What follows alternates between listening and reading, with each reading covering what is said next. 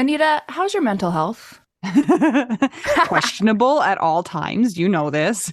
Yeah, how's the mental health of your children? Also a little bit tricky. Can I tell you my experience in trying to find therapists for myself and my kids, Mel? Yes, please. Okay, this is how it goes.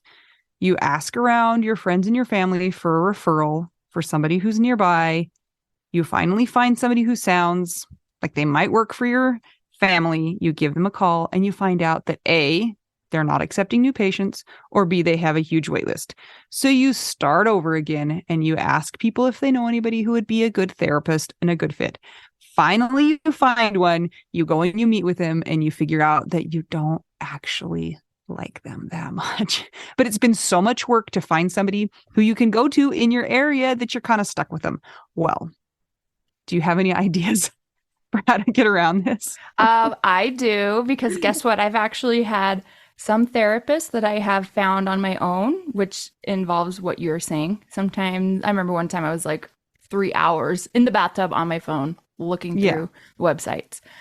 I was such a prune at the end. But I have also had the experience with working with BetterHelp. And it was like, I don't want to say too good to be true, but because it is true, but it's like amazing because I was matched with my therapist within 24 hours. And you didn't have to go through all of that other ridiculous process of trying to find somebody. And here's the cool thing too, is if that person didn't work out for you, you can just switch and say, and it's not like you're committing to another years long search for somebody who you're going to jive with. It's true. And I lucked out, or maybe just BetterHelp is really good at matching people together because I never had to change my therapist. I loved her. Perfect fit for me. And I know that some of our friends have used BetterHelp and they've had to change therapists, and boom, same day, you can change. Easy peasy. You can ghost your therapist. Get a new one. I love this idea. BetterHelp is one of our sponsors. If you use our promo code trybetterhelp.com/WWDN, you get 10% off your first month. And we totally recommend it. Yes, get some therapy. That's trybetterhelp.com/WWDN. Anita, Yes, Mel. we have a new friend. We don't even know her yet. I know, but I'm super intrigued to find out more about her. So let's get right to it, shall we? Yes. This is Tell Us Your Name. Insert name here. Hello, I'm Sari Overby. Nice to meet you guys finally. Oh my goodness. Nice to meet you too. Sari, how do you spell your name? Sari. Where is this name from? It seems like a name that's made up. Is it? No, doesn't it sound like I should be from some exotic place, but I'm not. My mom and dad wanted to name me Sarah, but thought they just wanted to do a little spin on it. So they came up with Sari. They met a cool Sari one time, and that was that. Okay. Well, I Cool. love it. Yeah, I've never met any other person named Sari, so you are the only one I've ever met. Oh, well, that's wonderful. I've met a couple and I always get super pumped and I like run up to them and give them a hug. I'm like, hi, it's so nice to meet you. And they always like, okay, weirdo. Okay, this is the real question about your name. You know, when you go into the gas station and they have like those little license plates or the little charms with all the people's names, hmm they never have your name, do they? Never, Not ever, ever, ever. once. Mm-mm. Yeah. And I And always look. I'm not now. Now I know better. But when I was little, I always looked. But they didn't have Mm. them. no, they had Sarah, I bet, but not Oh, all the Sari. time. hmm Yeah. Sari, where do you live? I live in Maryland. Maryland. Maryland. Okay. Did you Mhm. grow up there? I did. I grew up in Maryland and I've just stayed here ever since. I've done some traveling and but always came back. So right now I'm living right between Washington, D.C. and Baltimore. Ooh, do you like it? Or are there too many people that bother you? There are a lot of people. A lot of people. I will get to this later, but with my husband, we lived in a smaller area of Maryland together, and then that was just too in the middle of nowhere. I needed more people, so then I moved. Okay, so let's go back there and let's figure out who this husband is, was, am, was, were. Absolutely. So my husband is Benjamin, and he's unfortunately died like no, not 4 years ago. He unfortunately died 2.5 years ago at this point. hmm and he had lung cancer actually, through genetics, not from smoking or any of the stigmas that come with that, but he was diagnosed at age 32, and he was a kick-ass cancer dude, and he made it 4.5 years. Ugh. Wow. How old are you right now? Right now, I just turned 38. Okay. So I was 35 when he died. Sari was doing math in her head, I and was. there was a little steam that came out of her ears. I just did some math, and I think that's how old I was when Scott died. Is that right? Yeah. Yes, I think so. Man, you guys, numbers are so hard now. They really are. Oh. Sari, how did you guys meet? Were you high school sweethearts? Did you meet later? We had one of those funny stories. The first time we crossed paths, I was 16 and he was 18, and we had a lot of mutual friends. And he was at college here in Maryland, and I went up with some friends for the weekend and met him, and he thought I was annoying, this annoying little 16-year-old, which was rightfully so. I was. And then we, didn't speak for years, and then we ran into each other again through mutual friends when I was 21, and then that was that. Then we stayed together. We did like the typical college thing where like in post-college we broke up for a year, but then we ran into each other again on New Year's Eve one year, and then that was it. Then we So got together. And you had a gap year from we dating. did. We had a gap year. Yep. That's the new definition, guys. I love it. redefine And it. in my gap year, I actually traveled around. So yes, exactly. Perfect. Yeah. What kinds of things did he like to do? Tell us about him as a person. Absolutely. Ben was the freaking best. All of our husbands were awesome. And he was just this loud, gregarious, larger than life human. He had the loudest laugh. That's like what people talk about all the time. And he was the best hugger. He had these huge dimples, and he would just light up a room anytime he walked in. He would make anybody feel really comfortable, and he loved eating and drinking and laughing as much as possible. And we did that like throughout his whole cancer situation. We just continued to do that. So it was awesome. So before we started recording, I let you know that often my kids come and interrupt us, and you told us that you have 2 kids downstairs. So tell us about them. How old are they? Yes, absolutely. So my daughter, Lily, is 5.5. She'll be 6 in May. And my son, Nicholas, is 2.5, and he'll be 3 in June. And Ben and I did something a little different. We found out that he had cancer, and like right away, we were like, we want to have kids. Like we were already talking about it, and then we're like, let's do it. So they were like, right before you start treatment, go save your stuff. And then we also started IVF right alongside that. So we had our daughter like 6, 8 months, a year into our cancer situation. Okay, that is kind of stressful sounding to Yeah, I me know. as someone that doesn't have kids and also knows about cancer a little bit. But what was that like? You knew he had cancer. Mm-hmm. Did you know, like when he was diagnosed, what stage was it? Well, so like looking back when I was like thinking about coming on here before, I was like, what was I thinking? And I just wasn't. I had no idea like what was going on. I had never known anybody. I was very fortunate. Never knew anyone who had cancer. He had stage 4 lung cancer right off the bat because it had started in his lung and then had traveled to his other lung and was like in the lymph nodes in between. And he was only 32. So they were very much like, oh, we see hope for this. And, it isn't a death sentence at all. You can still live a life, but, it just depends on how things go. And I mean, there's only a 5% survival rate after 5 years. So he did great. He made it 4.5, and he was awesome. And he was like, we were able to live life for a good chunk of it before he got really, really sick. And when he got really sick, it was down. Okay, here's another question. So you said it was a genetic cancer that he had.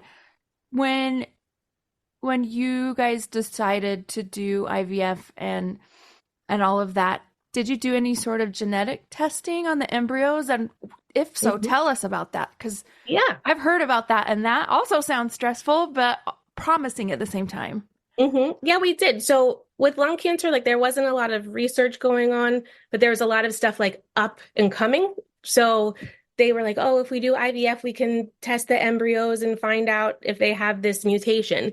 But unfortunately, then we found out that that wasn't an option. Like they were still working on it and didn't work for us, but that's okay. We still decided to go forward with it because we still don't know too much about what the genetic percentages and like all of that sciencey stuff that I don't understand. I'm curious what led him to the cancer diagnosis in the first place. Like, what was going wrong that made him think something was up?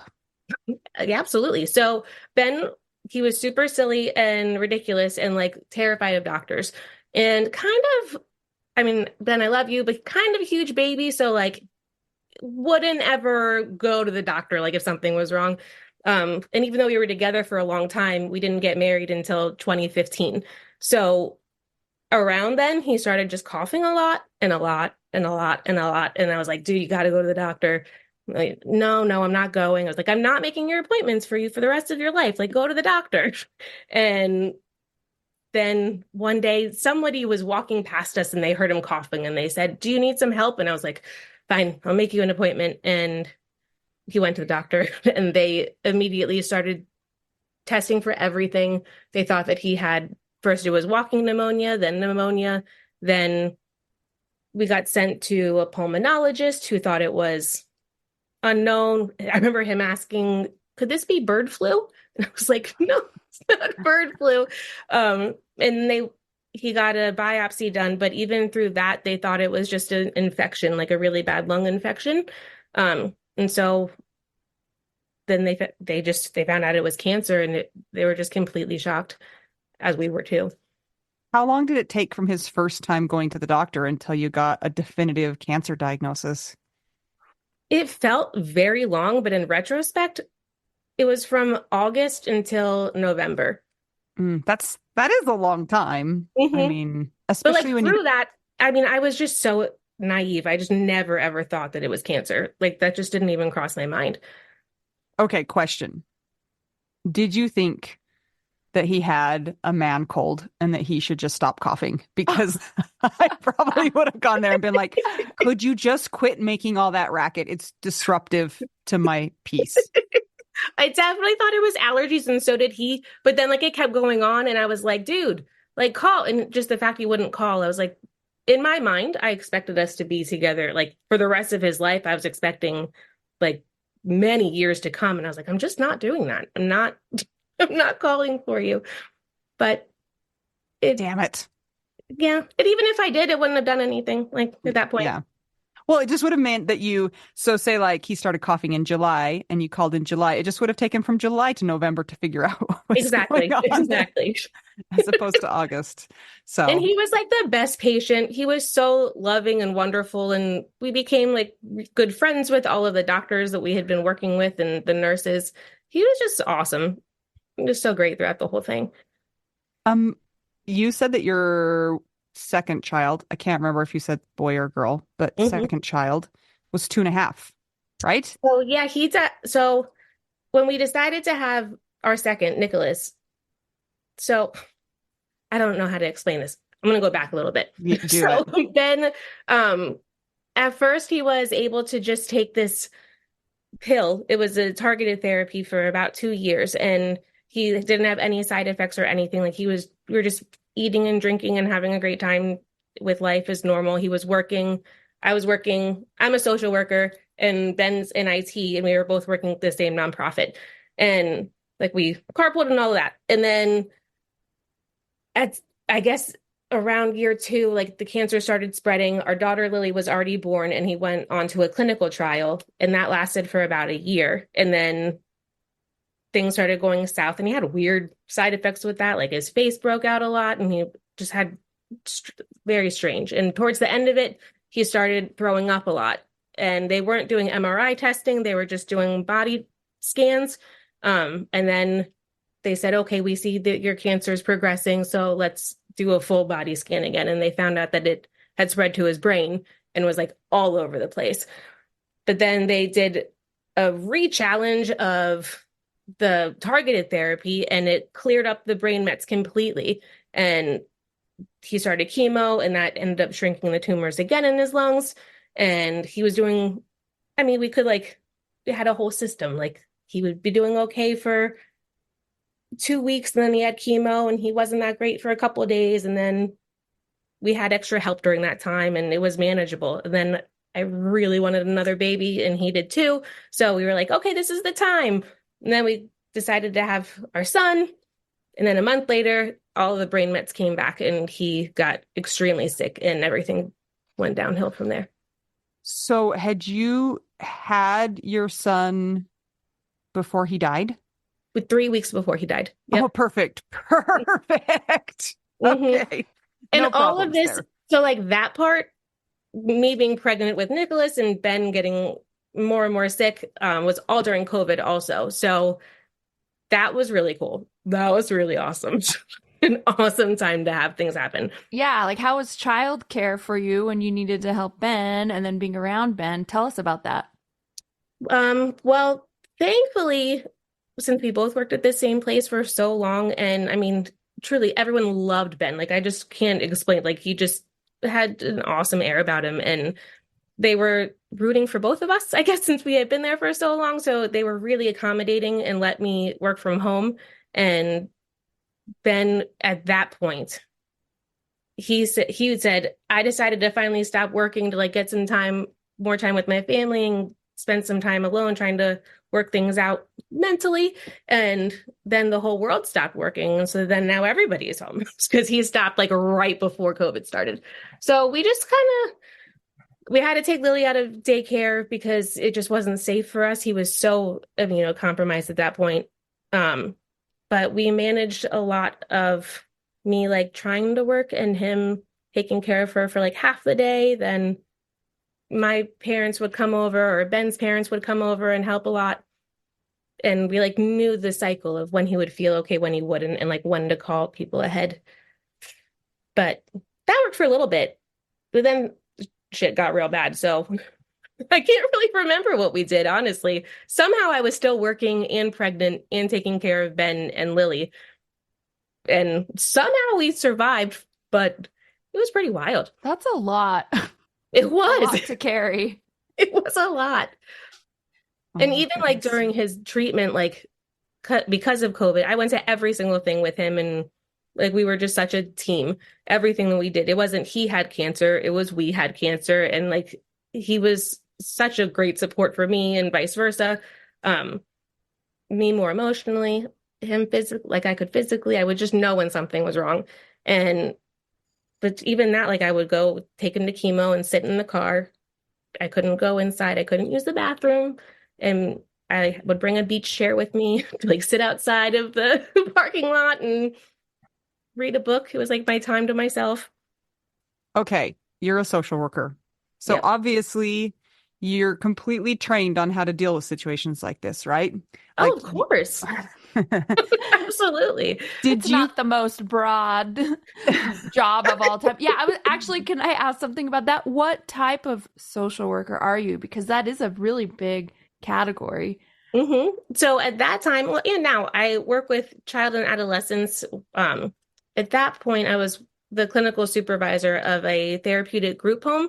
So for youth that have a lot of mental health issues and need a lot of extra support in the community, I was overseeing the clinical stuff there. Okay. So it was Back to- really stressful. Like, Yeah. yeah. Yeah, you're dealing with people's trauma, Yes. and then you have your own trauma. I just wonder about, looking back, if you think, well, that didn't help me at all. Like I should, quote unquote, have known how to deal with this situation, but I didn't know how to do it. Or did you feel like it did prepare you?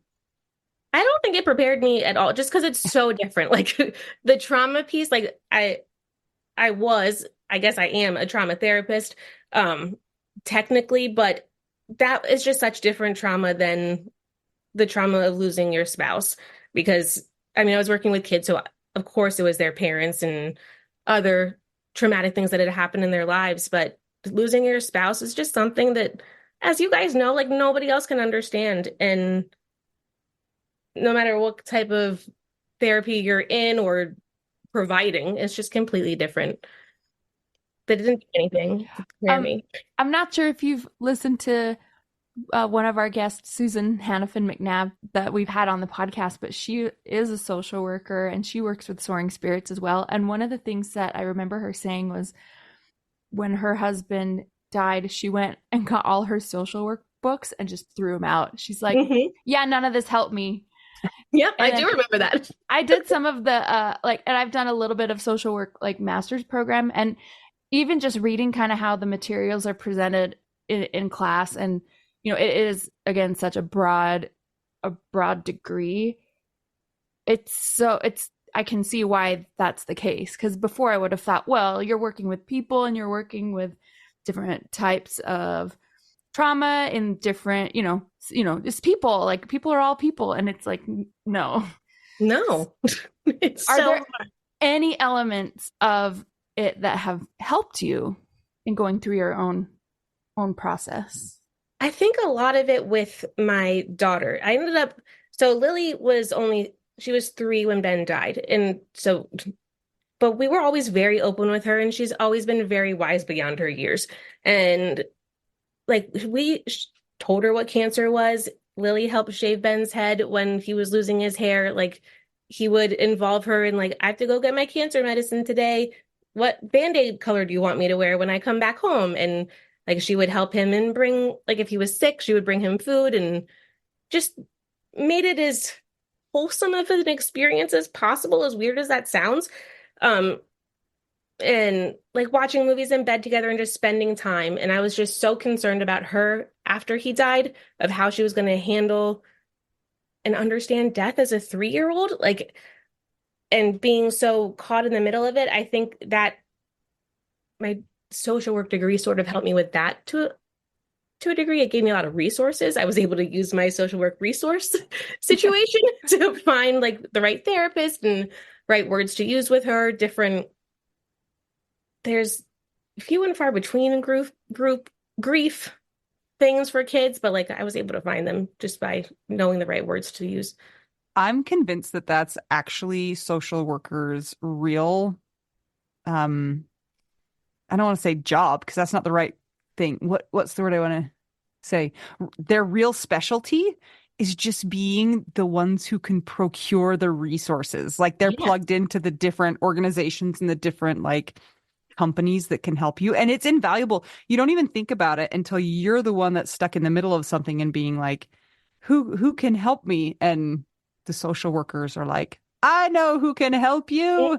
It's these people. You guys are like Mhm. the great brokers of help. Yeah, the middleman. Mhm. Like I would Did you? do so many art projects with Lily, like after Ben died, of like, this is how we can keep his memory alive. This is what we, and just trying to find different modes and a lot of, I'm not an artist at all, but like lots of art projects and different things to try to help her express herself and understand things as much as possible. Wow. Did you know Ben was going to die? And did Ben know he was going to die? So logically, yes. Logically, we knew, yes. And we would talk about it all the time. We never ever could talk about it seriously though. Like it was like at my funeral, make sure that there's like one of those Halloween ghost sounds, like woo, like make sure that's like spooking everybody out when you're there. At my funeral, like make sure everyone eats some chicken wings and throws the bones in the casket. Like just like make sure everybody has a squirt gun fight when we're there, like just silly things. And that's as far as we would get. Um, but we knew that he was declining and we knew that he was going to die. But when he did actually die, that was a total shock, like complete shock. He didn't know. I tried to tell him because it was so fast. It was within 24 hours. Like Mm. he started not feeling well, and then it just from there went downhill. And thankfully, we were involved in hospice care at that point, not like, but they very much explained it as a, what's the word? Mm. He was still getting treatment There's And almost like a formality to have it be under hospice Or care. like transitional kind of. but it was co-occurring, I guess. Like but it was like Like more like palliative care. it was technically hospice, but he was still for some reason able to get treatment. I Okay. can't remember now. And they, when they came in initially, like they would come at home and it started because Ben got an abscess he had to get surgery on. So, I mean, I know you do wound care, and I became a wound care person at that point. Oh, I'm really good at it. delicious. Anita needs an assistant right now. I happen to know this for real. So maybe you could apply. Yeah. Huh, Anita? Yep, come on over. I was really good at it. So, with that, we had an at-home health person come in once a week to like check to make sure I was doing okay with my wound care skills. And then Ben saw like, oh, this is helpful. Like it's helpful for you, Sari. It's helpful for me to be able just to ask somebody. So then he would finally agreed, okay, I'll have hospice come too. So a hospice nurse would come once a week, check in, and when Ben would get really sick and like unable to stop throwing up, I could call them and say, hey, this is the medication I'm giving him. Is that okay? They're like, yeah, yes, absolutely. Or try this too. Because the goal was always to keep him out of the hospital. And when the day he died, his stomach was hurting. They came in to see him and they were like, you should go to the hospital. He agreed to. And then at the hospital, I wasn't there because I was home with Nicholas. Like one of the only times I didn't go with him. And I'm not quite sure. Like they were just like, they wouldn't tell him that he was dying. They didn't give us much information, but it was very obvious. And the hospice nurse called me and said, Sari, he's dying. He can't come home tonight. Like he really can't. His blood pressure is too low. His organs are shutting down. And I didn't believe her. No one believed her. But they got him in bed at hospice. And Ben was still lucid and talking. I drove him there. I told him that they said he was dying. He said, I'm not. No, I'm not. That's ridiculous. And within less than 24 hours, he died while we were there.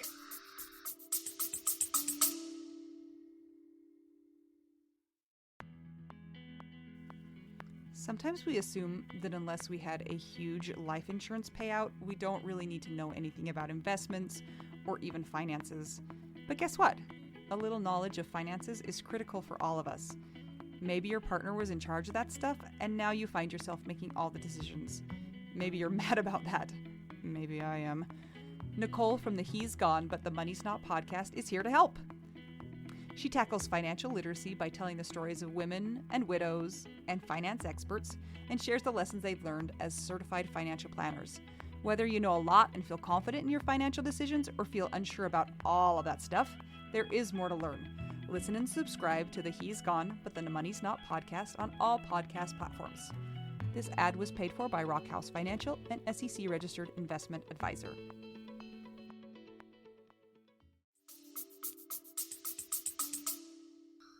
And you're just about to deliver a baby. No, I had a baby. I was breastfeeding. Oh, that's right. You said 3 weeks. Okay. Yeah, he was 3 weeks. Ben was able to make it during the delivery, like obviously before he died. That was a huge concern of mine. I really didn't want to go have a baby without him.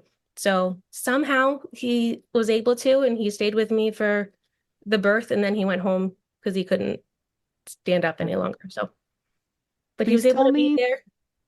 Please tell me you had tons of help with your 2 children after he died. I am super lucky. I'm incredibly close to my parents and incredibly close to Ben's parents. And really, our moms are just absolute heroes. They somehow figured out a schedule and were like rotating shifts almost. Like they will come and stay with us, especially when I was getting late into my pregnancy because Ben couldn't drive and we lived an hour away from the hospital. So we were never really left alone. So they would have like rotating shifts as who was to stay with us just in case I went into labor. So, oh my gosh. Grief sucks so bad and is insane, right? And postpartum can also be insane. And I know it's different for each person, even though I don't know anything about it.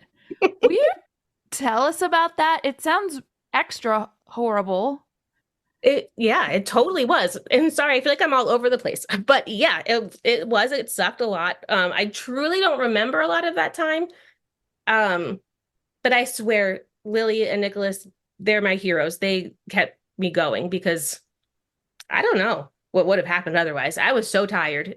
That was something I was not prepared for in grief, just how beyond exhausted I was. And not like the typical postpartum, you're tired. This was like a whole other level of just exhaustion. And I was so scared that something would happen to the kids because I was so tired. So like my mom stayed with me for months. Um, and at that point, I had finally stopped working, like right before Ben died. And so I was just gave all of my attention to the kids. I don't even really, I remember walking outside with Nicholas for like hours at a time, just walking and listening to podcasts, listening to other people's stories. And that's why I wanted to come on here. Like I felt so alone and I just needed to listen to other people and know that they just what happened, that I wasn't the only person that had this situation. You wanted to hear other people's suffering as well. I did, Like, which is yes. terrible, but also like that they were okay. Like Mhm. that was helpful for me because I just wasn't sure. Solidarity. If I was ever gonna, I was just like, it's never gonna be okay again. I don't know. How am I gonna do this?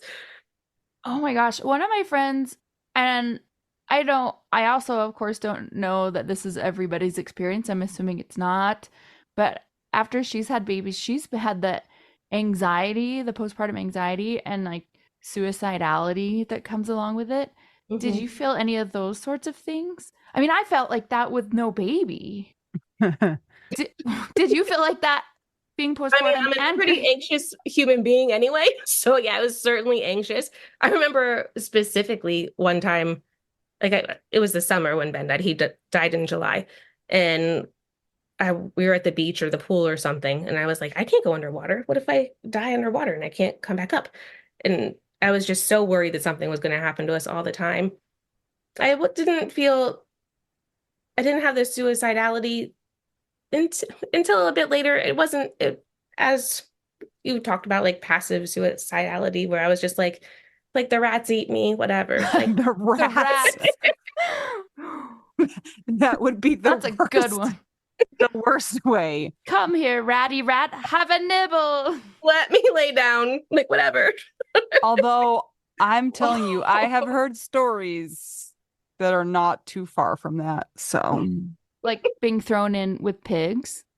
Is that one of no, those but stories? like your dog eating your toes and you don't know because you don't have feeling in your 'Cause toes. you have frostbite or You something? have neuropathy. Yeah. Ugh, it's not good. Okay. Yeah. It's funny because, Sorry. again, we point this out from time to time in our interviews. Here we are, there are three of us, and we're making jokes, and we're looking at each other, and we're all relatively pleasant looking in our demeanor. But somebody that's just listening in that hasn't been through this stuff could be like, what is going on? They're like, Absolutely. yeah, I wanted to die. And now I'm here and I listen to podcasts. And now, we're talking about rats and laughing. Hmm. So tell us about that and the listener who might be like, what is wrong with you people? Yes. How are you laughing with us and being sort of a human? Hmm. I really think a large part of it was how much I got to grieve with Ben because he truly was like my best friend in the whole world. And we grew up together and we still wanted to live while he was alive. So we had our kids, we bought our house, we lived the best that we could. I mean, he was just a goofball and so was I. So we, I think that was really helpful being able to process as much as we could together. And then after, I think my kids just kept me going, like, and my mom. I love my family so much and just didn't want to let him dying define everything because he didn't want to die and he worked so hard to stay alive for as long as he did. Like his body was done so much earlier than he physically died. And so I just felt like I still get to be here. And so I want to be here and I want to be here as much as I can.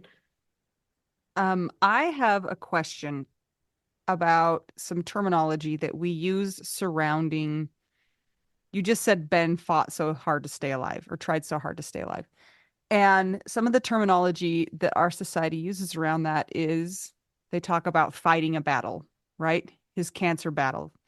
And then when somebody dies, it's often said they lost their Oh, battle with cancer. I hate that. Tell me a little bit about that, because I've really come to think of that in a different way than I used to. And I want to hear your thoughts about that. That's like the one thing that makes me still furious. It makes me so mad. And when he did die, I was like, don't ever tell me he lost his battle to cancer, because he didn't. He survived for 4.5 years and he kicked ass. Like, he did such a great job. He was still able to live and laugh and do the things he wanted to a degree. Um, I just think, some people do, like, they don't, I don't know.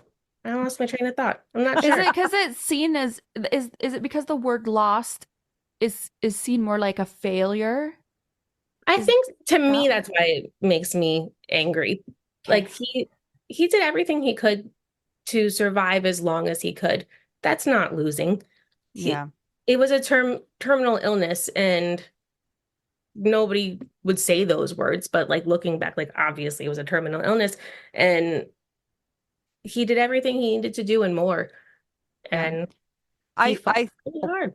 sorry. Go ahead. There's kind of two thoughts I'm having. One is that we've associated kind of this morality with, if you stay alive, then it's a moral victory. Like, you did it, you won, you're the best. And then if you die, then you didn't try hard enough. You weren't valiant enough. And every person tries their best. I mean, I've never seen anybody just be like, no, I'm gonna give up. I'm gonna not try my best if I get cancer. Hey, but wait, I have no kids. that's the second part of it, is that the weird morality that we put with that. If you're faced with death and death is going to happen, there is a valor in submitting to that, to saying, I know this is going to happen and I'm not going to keep fighting this battle because I can't stay alive. Like, we aren't gods. We can't keep people alive. And so it's just really strange that, because we call it a battle, when the battle is quote unquote lost, to submit is not an act of weakness either. So those No, are my two like weird thoughts about that terminology. no, I love it. That was beautifully said. And I wasn't able to articulate it that beautifully. You did awesome. But that's exactly You can how steal I it. feel. Yeah. Like, he just, even the cancer battle, like, yeah, you are battling. You're battling. You're trying to figure out all of these different treatments and doing everything you possibly can. And even if you decide not to, like, because sometimes you just can't physically, mentally, like, you're not able to. And that's okay. But that doesn't mean that you lost. That doesn't mean you succumb to something and let it eat you. And now the term lost their battle to cancer, it just doesn't represent who they are as a person. I have a question that, if this is not okay to ask, I'm gonna take it out. Oh, Were you guys religious, non-religious? not religious. I'm not religious at all. Ben grew up kind of religious, but then he wasn't. So Religious-ish, but Ben, then not. yeah, Ben was religious-ish, and then not. Okay, so here's my second part to this question. I have a friend whose dad has cancer, a terminal cancer, and that family is also not religious. And sometimes people give them books and other things that are now like, hey, we know your life is maybe headed to where you're going to die. Here's a book about the afterlife and religion. So maybe now this is a good time. Did you guys ever get things like that presented to you? Well, no, that sort of. We had a friend whose family is very, very religious, and she wanted to pass along a lot of relics. Um, and Ben and I were like, hell yeah, that's so cool. We'll take whatever. Who knows what's going to happen? But it just never ended up getting to us. But nobody ever ended it, because Ben, I'm very extroverted and was like, everyone should know what's happening. Like, and we had a Facebook page where I gave people updates, but Ben was like, I don't want anyone really knowing. So he was like, I mean, they can know how sick I am, but also with COVID, he was able to like really hide behind that a lot. So people didn't know he was dying. Like it wasn't very obvious. If you saw him, then you would know.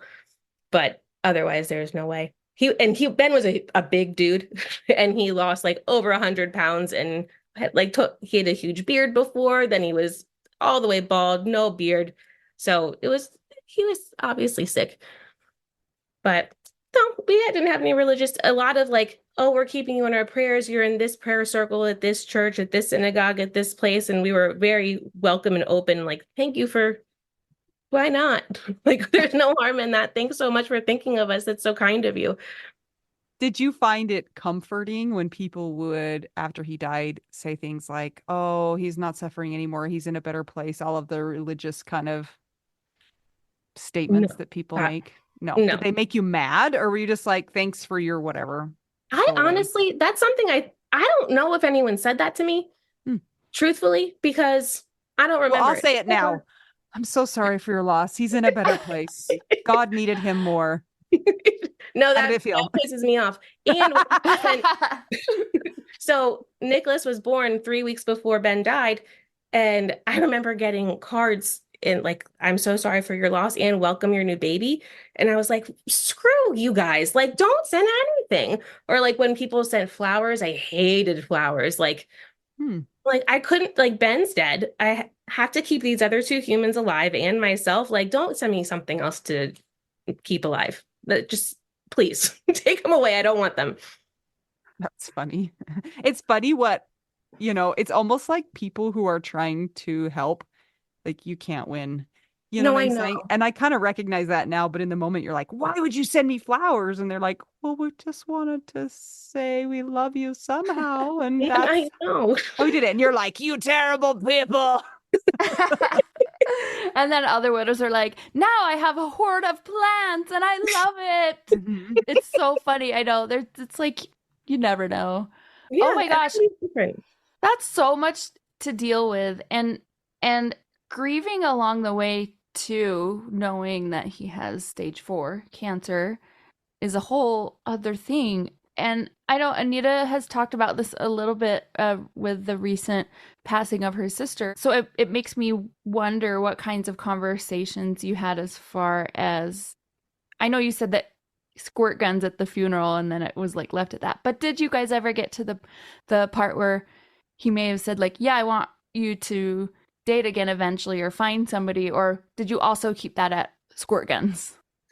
I tried to have those conversations with him, which I truly have zero regrets about anything that we did. I love how we handled everything together. Sometimes I think back and I'm like, oh, I can't believe I said that. Like, I was like, is it okay if I get married again? Are you okay if I date again? And he said, try women. And then laughed and moved on. Oh my gosh, why do the funniest people die? I feel like I've met all these people, but they're dead and they're so funny. Dang it, Ben. So have you taken his advice or like, I'm actually I'm not with a woman. I am oh, with a dang man. it. I am with a We man. were gonna hit so many bases with this interview had you done that. Um, I started dating, I think, a little bit earlier than I needed to. I just needed to do something to feel alive again. Like I was just like, do something for myself, like that wasn't nurturing to like a grieving 3-year-old and a screaming baby. I just had to. And I couldn't be a therapist again at that point mentally. And so I was like, what else can I do? And I had friends, they all live very far away, and I just needed to do something for myself. So I started dating, and I wasn't dating very long. Then I met this dude on Bumble, and I fell in love with him. He fell in love with me. And that was that. Now we live together and we're combining our families. And Okay, so he had been partnered before. Does he have a dead he doesn't have partner? a dad. Nope, he is an alive partner. Okay. An alive person. How's that going? Yeah. I mean, it's certainly different. But his kids are older. He's the same age as me. I'm 38. He's 39. And his kids are 22, 18, and 13. So he started very young versus we started late. And he, so it's just a very different dynamic. And he's lived in a different state before, but he had moved to Maryland before when we met. But his daughter lives in a different state, and his son actually lives with us, his 18-year-old son. So, Is that why you moved? You mentioned that you were in the middle of nowhere, Maryland, and now you're more in the city-ish. Is that why you guys moved, or? no, that just was, I was like, I cannot be in this isolation anymore. So I was lived in it was a great place at the time, but I had just outgrown it. I needed a Target close by. Like I just needed something. I just went to Target and they disappointed me. Just FYI. Go ahead, My Mel. friend, my same friend whose dad has cancer that got a religious book handed to them, told me today that I should just go to Target with my time in between appointments and just go look at the $5 aisle. And I said, I'm sorry, I cannot do that because I will spend $205. And it's true. Yes. So you must be slightly more poor now that you live by a Target. Oh, at 100%. Absolutely. And like food, takeout stuff, like that kind of stuff, because I didn't really have that where we were before. So, Was that your house that you had bought together, though, in the middle of nowhere? yeah, we bought it. It wasn't, to me, it was in the middle of nowhere. For other people, I mean, there were things around, Just but not a Target. yeah, not a Target. And yes, that Ben and I bought that house together. That was difficult. I ended up staying in that house for about 9 months, but then it was just too big, and I started to feel not haunted by him, but I was just like, this doesn't feel right without him here anymore. And like he was in a different room a lot of the times, and like I kept the door closed because I was like, this just doesn't, these aren't positive memories any longer. So I need to move forward. I That was wanted really to ask you about that too. A lot of people have a hard time leaving the place that they shared with their person or getting rid of things or things like that. Um, how long did it take you before you're like, it's kind of not the same anymore and I'm ready to move on? And did you have a lot of guilt with that? Or because it started to feel like it was time, was it okay? because it felt like it was time, it was okay. And I think it was only 9 months, but I was started to feel ready like 6 months. And I could tell other, like my mom, my mother-in-law, like you could just feel the heaviness. Like it was just wasn't an uplifting, good environment. We had great memories, but we also had some really shitty memories there. Like he was so sick, and it was just all of us worked so well together, and but we worked really hard, and it just that was haunting us more than the positive memories. And right when I left, for me, I was like able to remember the good things, and the bad stuff. I remembered it too. And yes, I had a lot of trauma and I still do, but like it wasn't as, I wasn't just thinking about that. Did anybody try and convince you that that was a bad thing to do so quickly? No, So everyone was like, quickly. get the hell out. Okay. Like, They're like, please get out, please. Are you mhm. closer to your in-laws and to your family Yeah. now? Okay, I'm so a they were lot like, closer. Yeah. please, it's more convenient Yes. for us too. Everybody was so excited. Everyone was so happy. I think getting rid of, I, don't getting rid of Ben's stuff. That was really hard. I still have so much of his stuff. Um, he was a huge sentimental dude, and I am too. So like, I just have random like notes or so many clothes, just random things everywhere that I still have trouble getting rid of. But that's okay. That's my own time, and it will happen or it won't. You said it's been 2.5 years about since Ben's It was death. July 14th, 2021. What advice would you give to somebody who's from the beginning of the right after the death to like 1.5 years out? I would say accepting help for sure, because I didn't accept a lot of help, or I was just like, I'm fine, whatever. Because like you don't really know what you need, and people will just say like, let me know if you need any help, and then you don't You're because you like, don't I'm know too what you tired. need. I cannot. But I think allowing people to know that you're not okay is so important because like to me, I was like, how do you not know I'm not okay? Like, duh, why would I be okay? But I guess I just put on a really good front. And so everyone just thought I was okay. So letting people know that you're not and allowing people to provide you with any support and love that they want to accept it. It's okay to accept it. And I really think finding something for yourself to do, maybe not dating like that, probably I could have explored other things. And I did. Like I joined a hiking group. I got into therapy. I got into group therapy, and those things were all really helpful. But like the hiking group and dating, just doing something where I wasn't Sari the grieving widow, Sari the mom. I was just like, here, I'm Sari now, and I'm doing something. That's so smart. That's a social worker for you right there. Sari, I have a really important question Mm-hmm. to ask you. Absolutely. Did you have the ghost at the funeral? I didn't. I couldn't find it anywhere. No. Dang it. But Ben's best friend made sure that we had a squirt gun fight after the funeral Okay. Yes. and came into the house squirting everybody. And so that's a great memory. I have started to collect what I want at my funeral from other people's ideas, and the ghost is actually genius. So I need to find that during Halloween and keep it on hand because they're Mm-hmm. probably harder to come up with. Mel, you're Anita, in charge of that if I I die can before help you with that, but I was just going to request, could we somehow okay, this is going to sound morbid, coincide our deaths on accident and have a haunted house Ooh. at a haunted church with all the sound effects. I think it's a great idea. And I would like a bounce house in the Okay. parking lot for Okay. the kids. That's all. That's pretty good. We do and then really he loved wings and wanted us to throw chicken wings in his casket, I can't which we believe didn't do that was the either. best.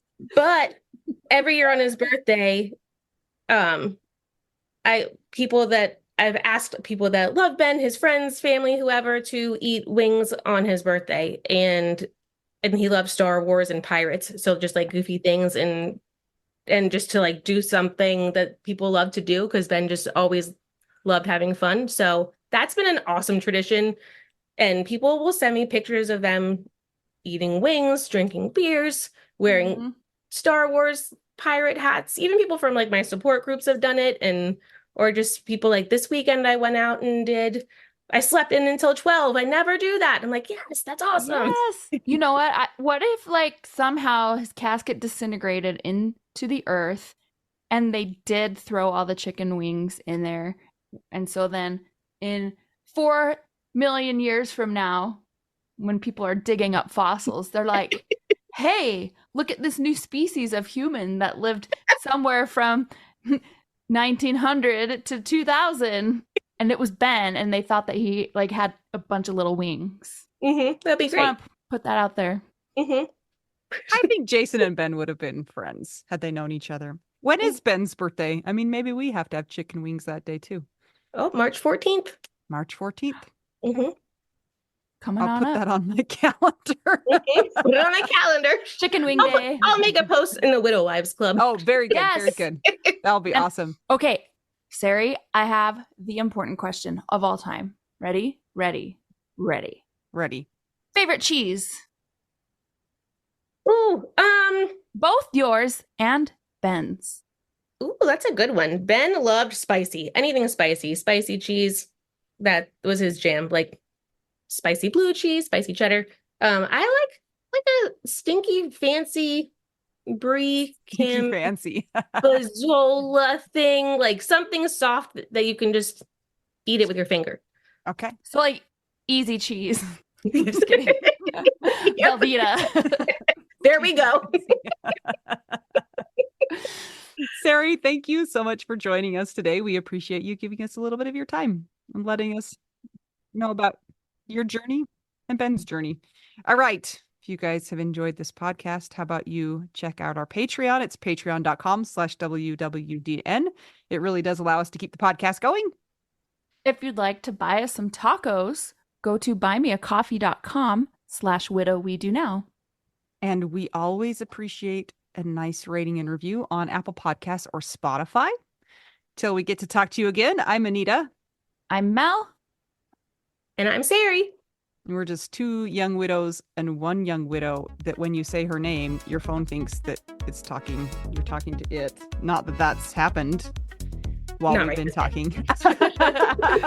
We're all just trying to figure out widow. We do now.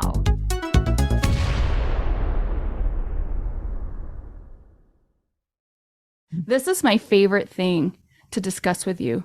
Tell me, what is it? One of my favorite things. I do enjoy tacos and cheese and dogs.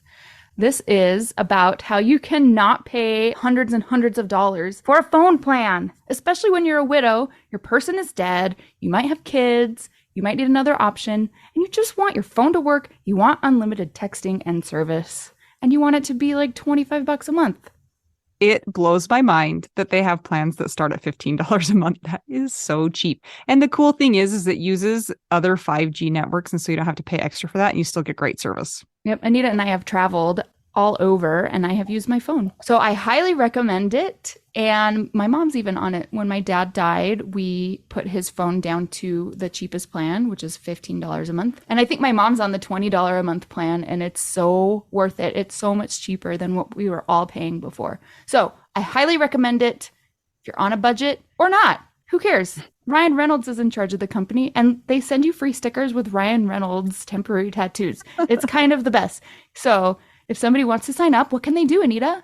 Go to trymintmobile.com/WWDN. Seriously, you guys, such a great idea. Save yourself some money. And if you're worried about losing data or having any changes with your phone, not going to happen. They walk you through it. Everything's fine. It's the easiest process of all time. Again, that's trymintmobile.com/WWDN.